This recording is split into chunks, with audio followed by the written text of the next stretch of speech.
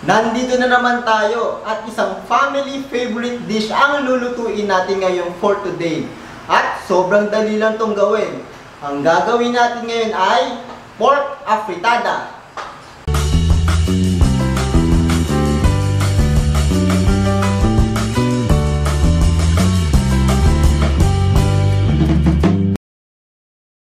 Sisimulan natin ating pork afritada sa pagmamarinate ng ating pork. Meron ako ditong soy sauce. And we mix this. So bakit natin minamarinate ng ating pork? Para mas maging malinamnam ang lasa ng ating pork. So pwede nyo itong i-marinate for 10 to 15 minutes para mas maging malasa po ang ating pork. And ang gamit ko po dito ay pork piquet, which is 500 grams or kalahating kilo po ng baboy. Habang natin minamarinate ang ating pork, itatabi na natin ating pork. Then ngayon naman, ipa-park cook na natin ating vegetables. So ano bang ibig sabihin ng park cook? Ibig sabihin po yun ay partially cook. At ilalagay ko ng ating carrots, ang ating patatas. So piniprito ko talaga yung aking patatas pati carrots dahil ayoko siyang madurog.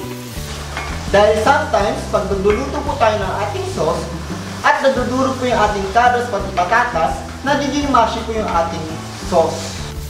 So hindi na natin ito ipupuli cook ang ating patatas pati carrots dahil lulutuin naman natin ito sa sauce mamaya. Then, pwede na natin iset aside ang ating carrots pati patatas. Dahil na afritada siya, kailangan natin siya ipito. So, ipa-fry natin dahil essential part of the recipe is frying. Kaya nga siya tinawag na afritada. Dahil afritada. Then, pagkatapos natin i-set aside ng ating vegetables, magsusutay na tayo ng ating aromatics. So, we have our onion,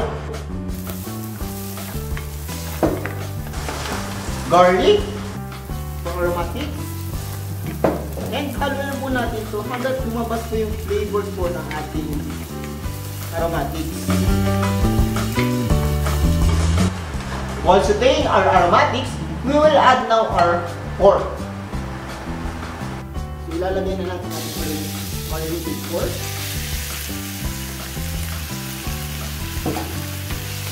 And haluin na po natin ito hanggang kulay brown po ang ating pork. Nagkukulay brown na po ang ating pork, ilalagay ko naman ang ating tomato sauce. So, ang tomato sauce po is around 1 cup. So, ang gamit kong tomato sauce is Del Monte kasi gusto ko yung lasa niya. Then, I will put my water. And we mix it well hanggat mahalo po ng mabuti ang ating water pati tomato sauce.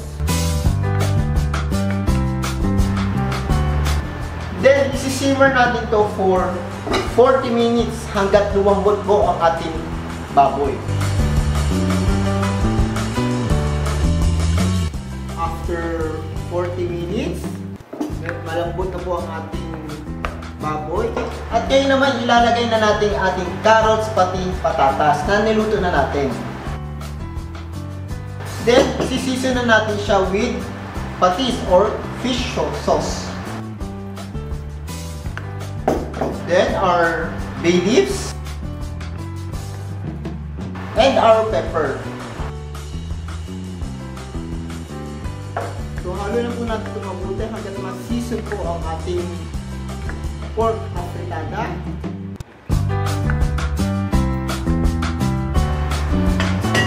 Then, isi-simmer natin ito ulit for 50 minutes hanggat tuloy na pong maluto ang ating baboy at ang ating vegetables. So, luto na po ang ating afritada. Ngayon naman ilalagay ko ng ating bell pepper sa ating afritada. So, kung gusto nyo maging creamy and cheesier ang inyong afritada, pwede nyo naman lagyan ng cheese at evac meat ang inyong afritada para maging espesyal yung afritada nyo. Pero for this recipe, hindi ko na lalagyan ang aking afritada ng cream pati cheese kasi gusto ko lang maging simple ang aking afritada. So kayang-kayang gawin itong mga bata at napakadali lang gawin. So tapos na po ang ating afritada and now we're ready to plate. So very rich ang sauce natin sa ating afritada. So, mapapakanin kayo sa recipe na ito. At sana magustuhan nyo itong recipe na ito at sana ma-try nyo ito.